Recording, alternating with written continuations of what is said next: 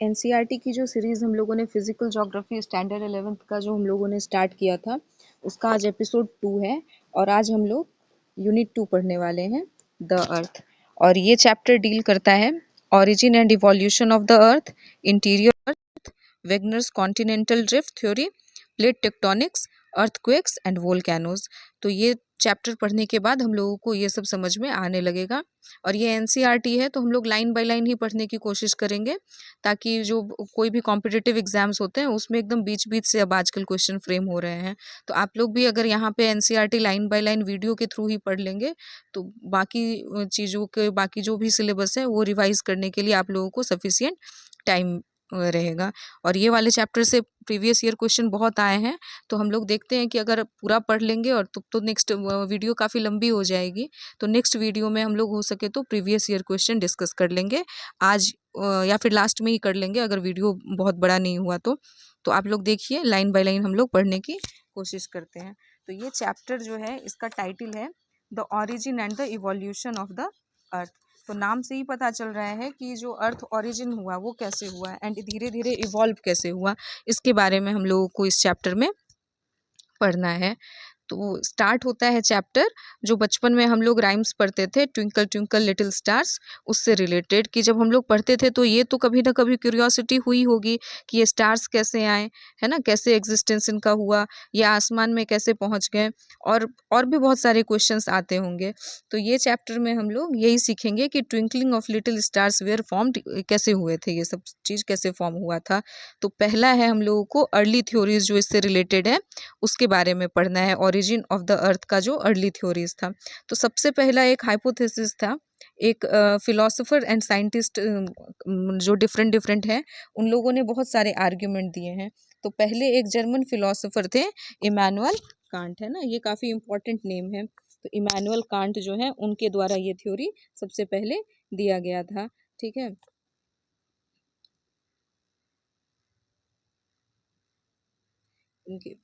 Immanuel Kant जो है वो दिए थे वो, और फिर इसको रिवाइज किया गया था मैथमेटिशियन लैप्लिस जो है उन्होंने 1976 में इसको रिवाइज किया था। और इस थ्योरी को नेबुलर हाइपोथेसिस बोलते हैं। तो नेबुला आप लोगों को पता ही होगा कि ह्यूज क्लाउड ऑफ गैसेस को नेबुला बोलते हैं।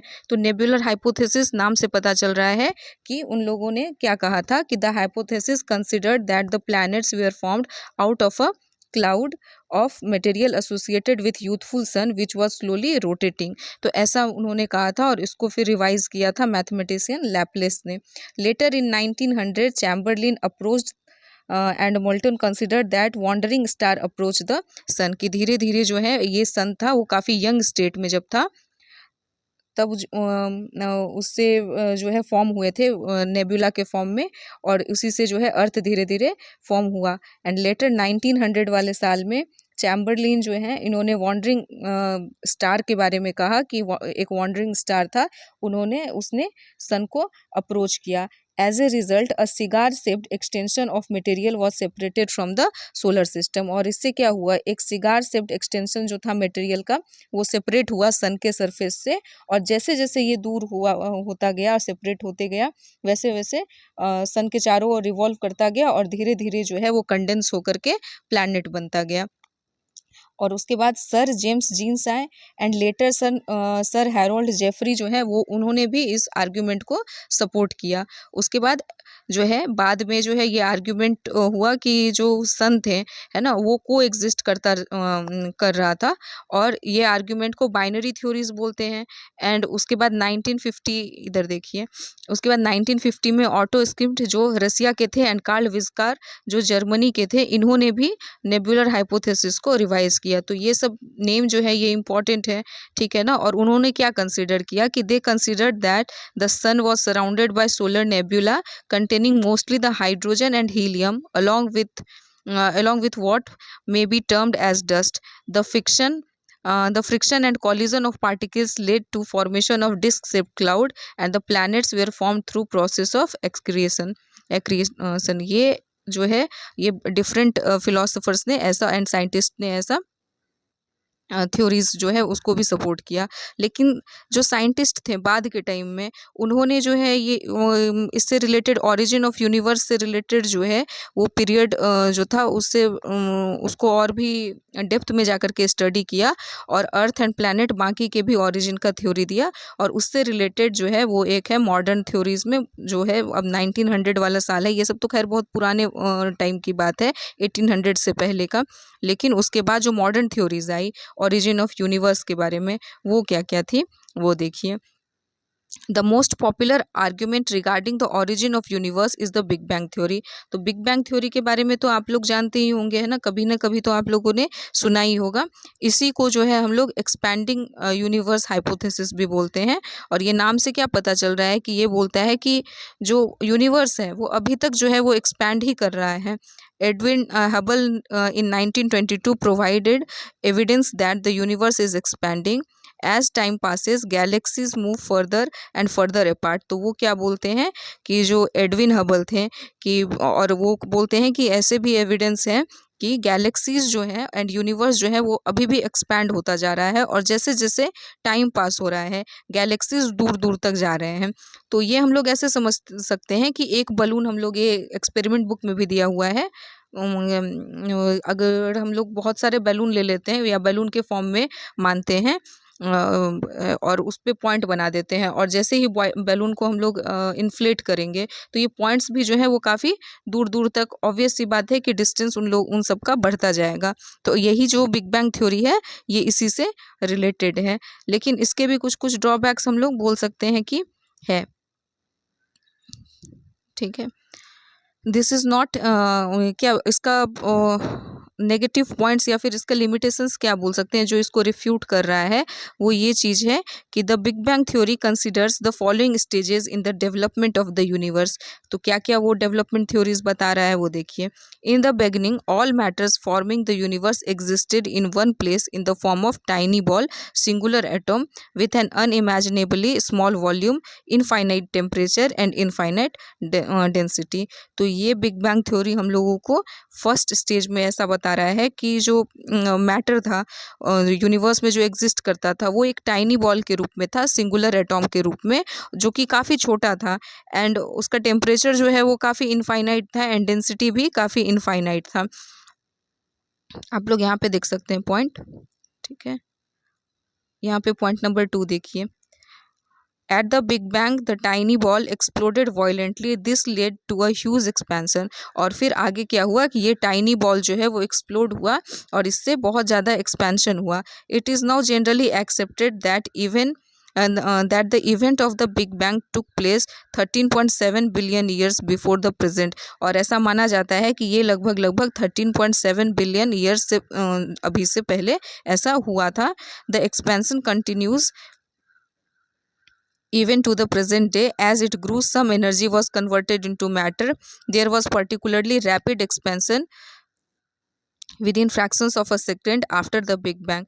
तो ये बिग बैंग थ्योरी कहता है कि अभी भी एक्सपेंशन होता जा रहा है और वो अभी तक चल ही रहा है, और एक with in a fraction of second में जो है ना ये बिल्कुल रैपिड एक्सपेंशन हुआ था। Thereafter the expansion has slowed down within first 3 minutes from the big bang event the first atom began to form. और ये बोला जा रहा है कि ये इतना ह्यूज था कि पहले तो ये स्लो हो गया एक्सपेंशन के बाद, उसके बाद फर्स्ट 3 मिनट में ही बिग बैंग इवेंट के बाद एटॉम जो है वो फर्स्ट एटॉम जो है वो बनना शुरू हो गया था। विद इन, अब थर्ड पॉइंट देखिए, within 3 lakh years from the big bang temperature drop to 4500 kelvin and gave rise to atomic matter, the universe became transparent. और फिर इसके बाद क्या हुआ कि लगभग 3 लाख साल के बाद बिग बैंग थ्योरी के लगभग 3 लाख साल के बाद टेम्परेचर जो है वो 4500 केल्विन से नीचे गिर गया और फिर एटॉमिक मैटर का राइज हुआ और यूनिवर्स जो है वो बिल्कुल ट्रांसपेरेंट हो गया। अब आप इधर टॉपिक में देखिए कि the expansion of universe means increase in space between the galaxies and alternative to this was Hoyle's concept of steady state. और जो है ये यूनिवर्स के expansion, the expansion of the universe means है ना, एक्सपेंशन ऑफ यूनिवर्स का क्या मतलब है कि increase in space between galaxies, दो गैलेक्सीज के बीच में जो स्पेस इंक्रीज हो रहा है उसी को कहते हैं। और एक अल्टरनेटिव जो है वो हॉल्स कॉन्सेप्ट है जो स्टेडी स्टेट का देते हैं। ये भी कभी कभी क्वेश्चंस आता रहता है कि it is considered the universe to be रफली the same at any point of time. और ये बताते हैं, हॉल्स कॉन्सेप्ट बताते हैं कि यूनिवर्स जो है वो रफली सेम पॉइंट पर है। However with greater evidence becoming available about the expanding universe, scientific community at present favours argument of expanding universe. तो यही बोला जा रहा है कि अभी जो प्रेजेंट में एविडेंस है वो बताते हैं कि अभी भी ये एक्सपैंड होता जा रहा है। तो ये हमारा जो है कंप्लीट होता है early theories and modern theories जो है वो अर्थ एंड यूनिवर्स के ओरिजिन का क्या कहता है। अब स्टार फॉर्मेशन कैसे हुआ ये पढ़ते हैं, लेकिन उससे पहले देखिए ये बॉक्स में जो बना हुआ है ये काफ़ी इंपॉर्टेंट है, ठीक है ना। ये लाइट ईयर के बारे में बताया जा रहा है कि लाइट ईयर किसको कहते हैं। तो लाइट ईयर आप लोगों को वैसे नाम से ईयर देख करके लग रहा है कि ये टाइम का यूनिट होगा, लेकिन ये टाइम का यूनिट नहीं है। लाइट ईयर जो है वो एक यूनिट है, वो डिस्टेंस को मेज़र करता है, ठीक है ना। और ये क्या है, लाइट ईयर, एक साल में लाइट कितना डिस्टेंस ट्रैवल किया है इसको लाइट ईयर बोलते हैं, ठीक है ना। तो ये बॉक्स में आप लोग देखिए कि क्या है कि light travels eight A speed of 3 lakh kilometre पर सेकेंड। तो स्पीड ऑफ लाइट यही है कि 3 लाख किलोमीटर पर सेकेंड है, तो इसको ही हम लोग 1 लाइट ईयर बोलते हैं। और ये लगभग कितना पूरे साल का हो जाएगा, 9.461 मल्टीप्लाई 10⁻12 किलोमीटर। इसी को जो है, और इससे हम लोग सन एंड अर्थ का डिस्टेंस भी कैलकुलेट कर सकते हैं। वो दिया हुआ है 149,598,000 किलोमीटर्स। तो अब तो ये एक जगह मतलब यूनिफॉर्म नहीं होगा ना, क्योंकि इलेक्ट्रिकल पाथ में रिवॉल्व कर रहा है अर्थ सन के चारों तरफ, लेकिन एवरेज जो है वो ऐसे ही चलता रहता है। और इससे अगर हम लोग लाइट ईयर्स को हम लोग कैलकुलेट करें तो ये अप्रॉक्स 8.311 मिनट्स का आता है। तो आज के लिए आप लोग इतना रखिए। उसके बाद हम लोग कल स्टार फॉर्मेशन पढ़ेंगे, फिर फॉर्मेशन ऑफ प्लैनेट्स है, उसके बाद सोलर सिस्टम, फिर उसके बाद प्रीवियस ईयर क्वेश्चन हम लोग देखते जाएंगे कि क्या होगा। तो आप लोग और भी पढ़ाई करने के लिए मेरे चैनल को सब्सक्राइब कीजिए। Thank you.